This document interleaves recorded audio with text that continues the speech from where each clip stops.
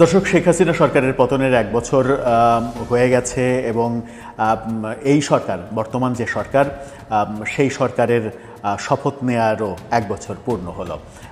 আজ যখন সেই ১ বছর পূর্ণ হলো, তখন একটা বিষয় আলোচনায় বারবার আসছে যে শেখ হাসিনার যে পতন এবং আওয়ামী লীগের পতন, এই পতনটাকে আওয়ামী লীগ কীভাবে দেখছে এবং সেই দৃষ্টিকোণ, সেই দৃষ্টিভঙ্গির মাধ্যমে কিভাবে তারা কামব্যাক করার প্ল্যান করছে। শেখ হাসিনার পতনটাকে তারা কি অজনপ্রিয়তার কারণে পতন ভাবছে, নাকি ওই আলোচিত ষড়যন্ত্র তত্ত্বই ভাবছে যে শেখ হাসিনার পতনটা ষড়যন্ত্রের মাধ্যমে করা হয়েছে এবং বিদেশি ষড়যন্ত্রই এখানে মুখ্য, নাকি তারা ভাবছে যে আমাদের ভুল ছিল, ভুলের কারণে পতন হয়েছে, সেই ভুল থেকে আমরা সংশোধন করে নতুন প্রক্রিয়ায় আসব। এই বিষয় নিয়ে বিবিসি একটা বড় প্রতিবেদন করেছে এবং বিবিসির সাংবাদিক কাদির কল্লোল, যিনি বাংলাদেশের অন্যতম একজন গুণী সাংবাদিক, বহু বছর ধরে বিবিসিতে কাজ করছেন, সেই কাদির কল্লোল এই ব্যাপারটাকে বিশ্লেষণ করার চেষ্টা করেছেন নানাভাবে এবং আওয়ামী লীগের নেতাদের সঙ্গেও তিনি কথা বলেছেন। কথা বলে একটা প্রতিবেদন তৈরি করেছেন, যে প্রতিবেদনে উঠে এসেছে আওয়ামী লীগের বর্তমান ভাবনা এবং তারা কিভাবে কামব্যাক করতে চায়, আগামী নির্বাচন, এই সরকারের অবস্থান, তাদের কামব্যাক করা, নেতৃত্ব, নানা বিষয়ে এই রিপোর্টে কথা বলেছেন কাদির কল্লোল। বহুজনের সঙ্গে কথা বলেছেন। আমার মনে হয় যে আওয়ামী লীগ কী ভাবছে এই মুহূর্তে, সেই ভাবনার পুরো প্রতিফলনটা ঘটেছে বিবিসির এই প্রতিবেদনে। খুবই গুরুত্বপূর্ণ একটা প্রতিবেদন লিখেছেন কাদির কল্লোল। সেই প্রতিবেদনে তিনি কি বলতে চাইলেন আওয়ামী লীগ সম্পর্কে, আওয়ামী লীগ কীভাবে ফিরতে চায়, সেই আলোচনা করবে এই ভিডিওতে। থাকবেন পলিটিক্স টিভির নিয়মিত আয়োজনে।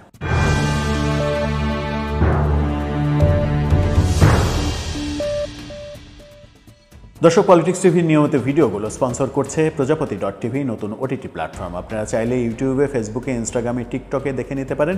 ডেসক্রিপশন বক্সে লিঙ্ক দেওয়া থাকবে, সেখান থেকেও আপনারা দেখে নিতে পারেন প্রজাপতির কার্যক্রম। চলে যাচ্ছি মূল ভিডিওতে। বলছিলাম আওয়ামী লীগের বর্তমান ভাবনা কী এবং ভবিষ্যৎ পরিকল্পনা কী, কীভাবে আওয়ামী লীগ ফিরতে চায়, কি পরিকল্পনা করছে তারা, কিভাবে এগোচ্ছে, তাদের সামনে নির্বাচন কেন্দ্রিক প্ল্যান কি, তাদের নেতৃত্বের প্ল্যান কি, কে নেতৃত্ব দেবে আওয়ামী লীগকে, এই ব্যাপারগুলো নিয়ে কাদির কল্লোল বিবিসিতে একটা বড় প্রতিবেদন করেছেন। সেই প্রতিবেদনের শিরোনাম তিনি করেছেন শেখ হাসিনার পতনকে ষড়যন্ত্র হিসেবে প্রতিষ্ঠার কৌশল হিসেবে এগোচ্ছে আওয়ামী লীগ। অর্থাৎ শেখ হাসিনার পতনকে তারা ষড়যন্ত্র হিসেবে প্রতিষ্ঠিত করতে চায়। তারা যে কোনো মূল্যে এটাই বলতে চায় এবং বোঝাতে চায় যে শেখ হাসিনার পতনটা অন্য কোনো কারণে হয়নি, এই পতনটা নিশ্চিত করা হয়েছে একটা ষড়যন্ত্রের মাধ্যমে।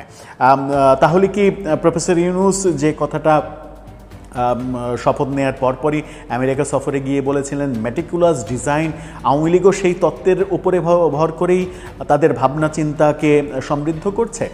তারা কি মনে করছে যে এটার পেছনে একটা বড় ডিজাইন ছিল?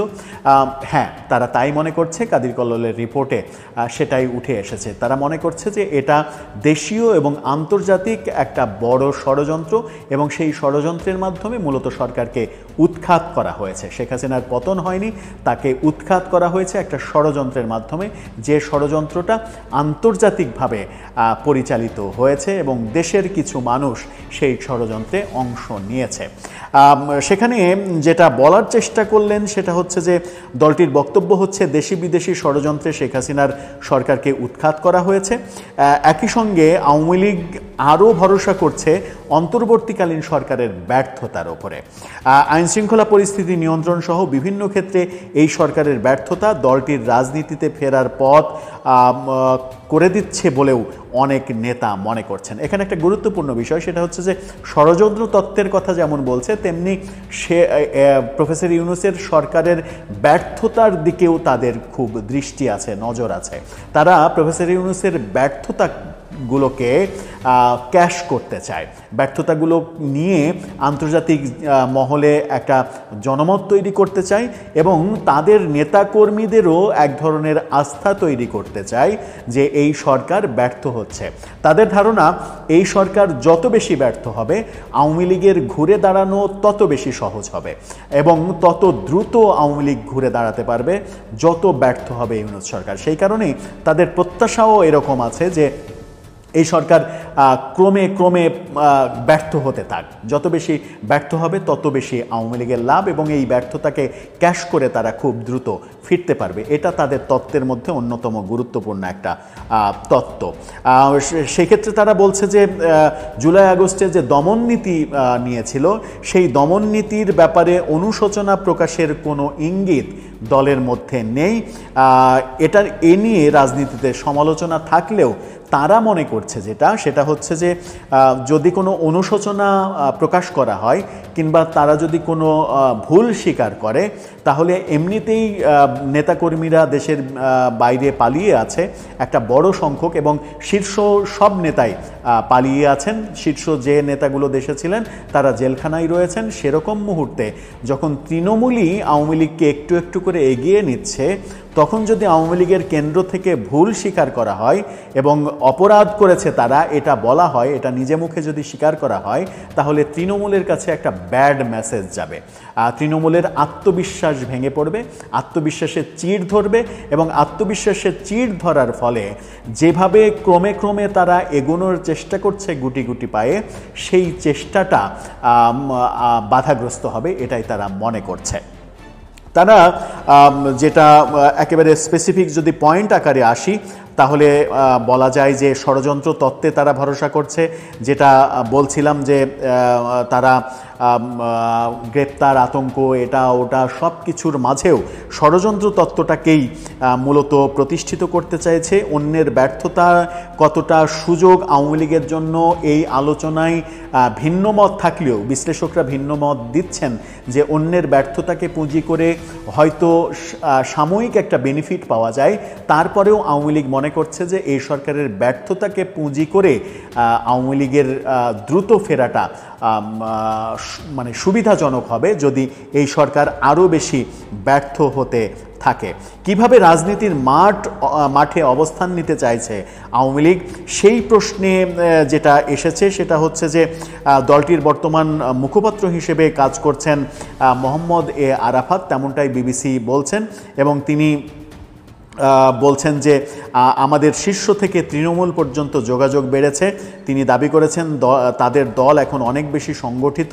গত মাসে অভ্যুত্থানের ছাত্র নেতৃত্বের দল এনসিপির কর্মসূচি ঘিরে গোপালগঞ্জে যে হামলা এবং সহিংসতা এবং যে প্রাণহানির ঘটনা ঘটেছে সেটাকেও একটা বড় অর্জন হিসেবে দেখছে আওয়ামী লীগ এবং তার মাধ্যমে দেশের অন্যান্য স্থানে আওয়ামী লীগ নেতাকর্মীদের মাঝে একটা উৎসাহব্যঞ্জক বার্তা গেছে যে গোপালগঞ্জ যদি প্রতিরোধ করতে পারে তাহলে অন্যরাও পারবে। এভাবেই মোহাম্মদ এ আরাফাত বর্ণনা করার চেষ্টা করেছেন এবং তিনি বলছেন যে শেখ হাসিনা এখন নিয়মিত শীর্ষ পর্যায়ের নেতাদের সঙ্গে যোগাযোগ যেমন করছেন তেমনি গত এক বছরে তিনি একেবারে ইউনিয়ন, গ্রাম থেকে শুরু করে শীর্ষ পর্যায়ে সর্বোচ্চ পর্যায়ের নেতা কর্মী সবার সঙ্গে অনলাইনে যোগাযোগ, কথাবার্তা, মিটিং এই কাজগুলো করেছেন, যেটা আরও বেশি বাড়ানোর চেষ্টা হচ্ছে এখন। এই কথাগুলো তিনি বলার চেষ্টা করেছেন। একটা গুরুত্বপূর্ণ প্রশ্নের সমাধান খোঁজার চেষ্টা করেছে বিবিসি, সেটা হচ্ছে যে আওয়ামী লীগের নেতৃত্বের কি হবে, শেখ হাসিনাই কি নেতৃত্বে থাকবেন নাকি অন্য কেউ নেতৃত্বে আসছে, সেই প্রসঙ্গেই এসেছে জয়ের নাম। বিবিসি বিভিন্ন জনের সঙ্গে কথা বলে যেটা বলার চেষ্টা করেছে সেটা হচ্ছে যে আপাতত শেখ হাসিনার অধীনেই আওয়ামী লীগের নেতৃত্ব থাকছে, তবে জয়কে প্রিপেয়ার করা হচ্ছে সেরকম সিদ্ধান্ত নেওয়া হয়েছে। জয়কে দলে সক্রিয় করার সিদ্ধান্ত নেওয়া হয়েছে, উনি যেন দলের নেতাকর্মীদের সঙ্গে যোগাযোগটা বাড়ান এবং আরও বেশি সক্রিয় হন সেই নির্দেশনা তাকে দেয়া হয়েছে এবং জয় যে ভারত সফর করে গেছেন সেখান থেকেই সেই নির্দেশনাটা নিশ্চিত করা হয়েছে। ভারতে থেকে শেখ হাসিনা 8 জন শীর্ষ নেতাদের সঙ্গে বৈঠক করেছেন, এরকম তথ্য মোহাম্মদ এ আরাফাত বলেছেন বিবিসিকে। সেই বৈঠক থেকেও নীতি নির্ধারণের সিদ্ধান্ত এসেছে এবং সেখান থেকেই সিদ্ধান্ত যেটা এসেছে সেটা হচ্ছে যে আওয়ামী লীগের মূল যে মানে লাগাম, সেই লাগামটা শেখ হাসিনার হাতেই থাকবে। এই কারণে থাকবে যে যদি তিনি লাগামটা ছেড়ে দেন তাহলে দলের নেতৃত্বে আস্থা সংকট তৈরি হবে। অর্থাৎ ইনডাইরেক্টলি যেটা বলা যায় সেটা হচ্ছে যে দলের মধ্যে ভাঙন সৃষ্টি হতে পারে নেতৃত্বের দ্বন্দ্বের কারণে। সেই কারণে তিনি নিজের হাতে লাগামটা রেখে জয়কে তৈরি করছেন আওয়ামী নেতৃত্বের জন্য। আগামী নির্বাচনের বিষয়ে যেটা কথা, বিবিসি যেটা বলছে সেটা হচ্ছে যে আগামী নির্বাচনে আওয়ামী লীগ যদি অংশগ্রহণের সুযোগ পায় তাহলে অংশগ্রহণ করবে, কিন্তু আওয়ামী লীগকে অংশগ্রহণ করতে দেয়া হবে না, আওয়ামী লীগের ঘনিষ্ঠ দলগুলোকে অংশগ্রহণ করতে দেয়া হবে না, এটা নিশ্চিত। যেমন আবু আলম শহীদ খান, সাবেক সচিব, তিনি বলেছেন যে এই সরকার আওয়ামী লীগকে অংশগ্রহণ করতে দেবে না। তাহলে আওয়ামী লীগ কী করবে? আওয়ামী লীগ যেটা করবে, যেটা বিবিসির অনুসন্ধানে উঠে এসেছে, সেটা হচ্ছে যে আওয়ামী লীগ এবং অন্যান্য অনেক দলকে যখন নির্বাচন এই সরকার করতে দেবে না এবং সে একপাক্ষিকভাবে নির্বাচন করবে, সেই নির্বাচনের ইস্যুটাকে কেন্দ্র করে তারা আন্তর্জাতিক জনমত তৈরি করার চেষ্টা করবে। এই নির্বাচন গ্রহণযোগ্য নয়, আওয়ামী লীগকে বাদ দিয়ে নির্বাচন গ্রহণযোগ্য হতে পারে না, এই তত্ত্বটা আন্তর্জাতিক মহলে তারা লবিংয়ের মাধ্যমে প্রতিষ্ঠিত করার চেষ্টা করবে যেন প্রফেসর ইউনূসের এই নির্বাচনটা বিতর্কিত হয়। তার মানে হচ্ছে যে বিবিসির এই রিপোর্ট একটা তথ্য ইনডাইরেক্টলি বোধহয় দিচ্ছে আওয়ামী লীগের নেতাকর্মীদের সঙ্গে কথা বলে, যেটা আমি বুঝেছি। আমার মনে হয়েছে যে আওয়ামী লীগ এখন চাইছেই তাদেরকে বাদ দিয়ে নির্বাচন করুক প্রফেসর ইউনূসের সরকার। তাতে করে আওয়ামী লীগের কোর্টেই বলটা দেয়া হবে, আওয়ামী লীগের একটা বড় এজেন্ডা তৈরি হবে যে দেশের প্রায় 40% জনগণের দলকে, জনমত যাদের রয়েছে 40% জনগণকে মাইনাস করে রেখে একটা নির্বাচন গ্রহণযোগ্য হতে পারে কিনা সেই প্রশ্নটা তারা আন্তর্জাতিক মহলে তুলতে পারবে। বিবিসির এই প্রতিবেদনের পাশাপাশি আরেকটা খবর মানে এই প্রসঙ্গে, নির্বাচন প্রসঙ্গে আরেকটা মজার একটা তথ্য রয়েছে। ভারতীয় গণমাধ্যম দ্য ওয়াল সর্বশেষ আওয়ামী লীগের সাধারণ সম্পাদক ওবায়দুল কাদেরের সাক্ষাৎকার নিয়েছেন।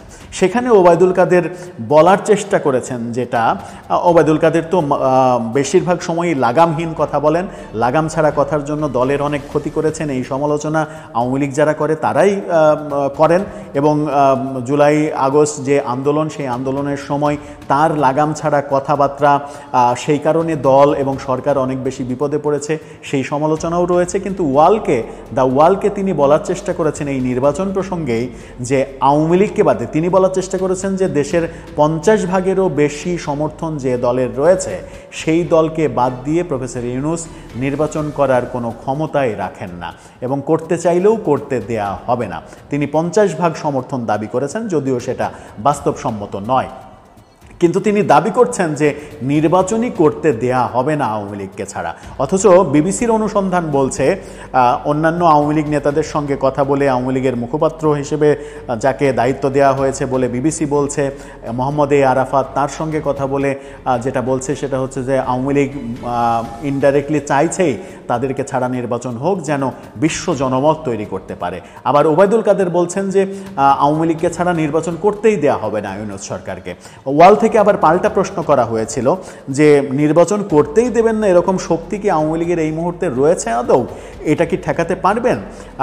তখন ওবায়দুল কাদের বলেছেন যে সেটা সময়ই বলে দেবে যে কি হবে, তবে আওয়ামী লীগকে ছাড়া কোনো নির্বাচন হবে না। এরকম নানা কথার ফুলছুরি আমরা শুনছি, কিন্তু ওবায়দুল কাদের কি বললেন সেটা ব্যক্তিগতভাবে আমার কাছেও খুব একটা গুরুত্বপূর্ণ কথা মনে হয় না যে তিনি আওয়ামী লীগের মানে দলীয় বার্তা বাহক হিসেবে কোনো কথা বলার অবস্থানে দলে রয়েছেন, এরকমটা আর মনে হয় না। কিন্তু বিবিসির অনুসন্ধান, বিশেষ করে কাদির কল্লোলের অনুসন্ধান, কাদির কল্লোল এমন একজন সাংবাদিক, তার অনুসন্ধান এবং তার যে পর্যবেক্ষণ তিনি যেভাবে তুলে এনেছেন সেটাকে অনেকটা অথেন্টিক মনে হয়েছে আমার কাছে এই প্রতিবেদনটা পড়ে।